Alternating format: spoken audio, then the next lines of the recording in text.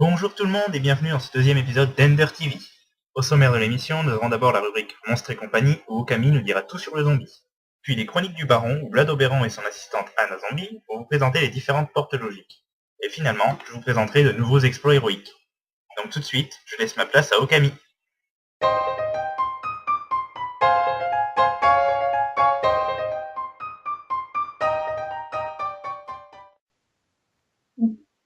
Bonjour à tous et bienvenue dans le premier épisode de Monstres et compagnie. Comme vous le savez, la nuit sur Minecraft, de terribles monstres sortent de l'ombre et prennent d'assaut nos constructions. Ce sont ces monstres que nous allons étudier dans cette rubrique. Aujourd'hui, nous allons étudier la vie du zombie, créature commune de notre monde. Les zombies apparaissent souvent par groupe, ils apparaissent la nuit ou dans les grottes parce qu'ils brûlent à la lumière. Nous allons en chercher dans une grotte, suivez-moi. Si un obstacle se trouve sur leur chemin, que ce soit des trous, de la lave ou des blocs, ils essaieront de l'éviter. Donc là, il y a un zombie.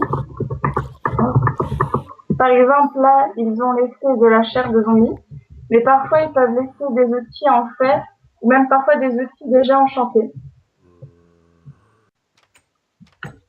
Alors la nuit, les zombies attaquent parfois les villageois et essaient même de détruire les portes, mais ils arrivent à détruire les portes qu'en mode difficile.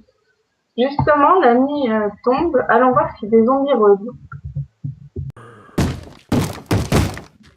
Comme vous pouvez le voir, ils attaquent déjà les villageois. Ils sont capables de détruire que les portes en bois. Et enfin, les zombies sont immunisés contre les effets de potions de dégâts, mais subissent des dégâts si elles sont touchées par une potion de soin. Voilà, je pense tout vous avoir dit sur ces étranges et hideuses créatures. Je vous dis donc au revoir et à la prochaine. Et voilà, maintenant que vous êtes prêts à affronter des zombies, préparez-vous à inventer des machines étranges avec les chroniques du baron.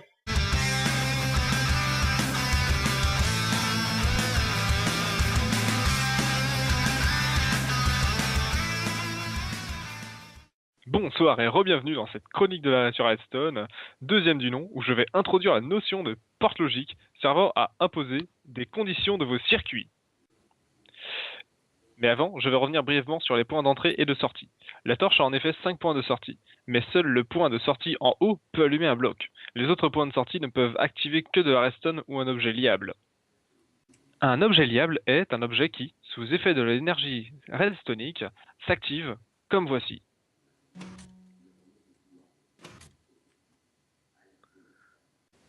Alors, la redstone possède 4 points de sortie mais ne peut, sauf avec l'aide d'un repeater, en avoir qu'une seule valide. Celle où la redstone pointe. En effet, si la redstone ne pointe pas, il y a peu de chances que le bloc visé s'active. Le repeater est un objet liable permettant de guider une source d'énergie dans un sens précis, avec une possibilité de retarder le signal, de pointer une redstone et ou de prolonger un circuit. En effet, un fil de redstone nu n'aura pour longueur maximale que 15 blocs. Pour en revenir à nos portes logiques, il s'agit d'une combinaison de blocs, de torches et de redstone servant à mettre une condition en place. La porte logique a donc une ou plusieurs entrées et une ou plusieurs sorties. Nous verrons aujourd'hui la porte et la porte non. La porte logique non demande à ce que le signal d'entrée soit éteint pour que le signal de sortie soit allumé, et inversement. Il est assez simple à réaliser puisqu'une torche de redstone qui reçoit un signal à son point d'entrée s'éteint. Nous verrons très vite son utilité. La porte logique E, quant à elle, est un peu plus complexe. Elle demande à ce que tous ces points d'entrée soient allumés pour que le point de sortie s'allume. Pratique lorsque nous voulons par exemple mettre un code d'entrée à une porte. Elle est en fait composée d'une porte non par point d'entrée, tous reliés à une porte non pour le point de sortie. En gros, tant qu'un seul des points ici est allumé, alors ce fil de redstone ici sera allumé. Tant que ce fil de redstone sera allumé, la dernière torche ici, la troisième torche, restera forcément éteinte. Ce qui n'est pas notre but, vu que nous voulons qu'elle s'allume. Donc cette porte demande à ce que absolument tous les points d'entrée, ici 2 forcément, soient allumés pour que ce fil soit éteint, pour qu'enfin la troisième porte non reste allumée. Bien sûr, cette porte E a été compressée comme ceci. Mais pourquoi on l'appelle la porte et? On l'appelle la porte et parce que dans la phrase en français, quand nous disons et, nous lions deux conditions. Il faut par exemple que cette torche et cette torche soient allumées pour que celle-là soit allumée. C'est comme ça qu'on nomme les portes logiques en techno, par exemple. Bon, Anna, Oui. le TP du jour, tu vas devoir allumer cette lampe uniquement quand tu marcheras sur cette plaque en appuyant sur ce bouton. Je ne veux pas que la lampe puisse s'allumer par un autre moyen. Je ne veux pas que la lampe puisse s'allumer tant que tu n'appuieras pas sur la plaque plus le bouton en même temps. Est-ce que tu as compris? Oui. Bon, c'est parti. Laisse-moi faire.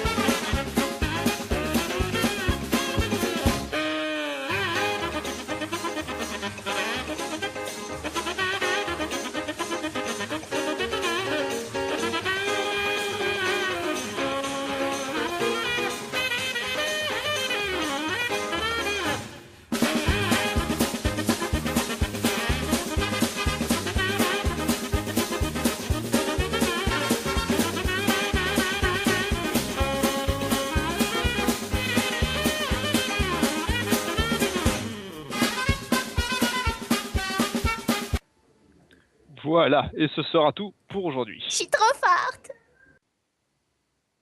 Et voilà, chers viewers, ce sera tout pour la deuxième chronique du Baron. Nous verrons la suite des portes logiques une prochaine fois.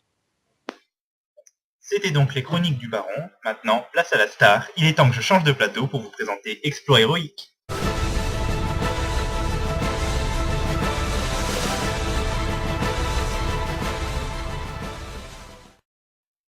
Et voilà, c'est encore moi pour ce nouvel épisode d'Exploit héroïque. Alors, aujourd'hui je vous ai dégoté une vidéo, enfin, une superbe vidéo. Un trailer du jeu fait par Varade, qui m'aurait encore plus donné envie d'acheter Minecraft, si je l'avais pas déjà. Mais au lieu de parler, je vais plutôt vous laisser contempler cette perle par vous-même. La voici.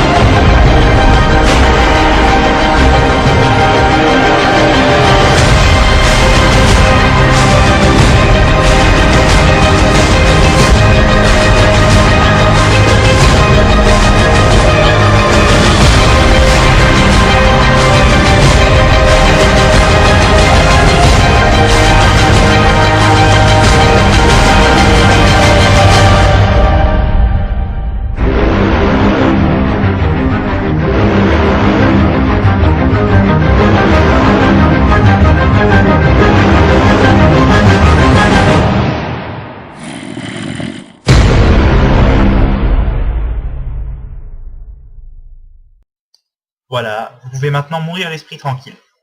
Ah, on me signale en régie que j'en fais des caisses. Désolé, je vais me calmer un peu. Bien sûr, je vais vous mettre le lien de la vidéo dans la description, histoire que vous puissiez aller la commenter et féliciter sans doute son créateur. Mais pour l'instant, c'est tout pour cet épisode, alors je vais vous dire à la prochaine pour une nouvelle émission. Et voilà, cette émission touche à sa fin. Je sais, c'est malheureux, mais c'est la vie. Vous en faites pas, on va se revoir dans une prochaine émission. Allez, au revoir tout le monde.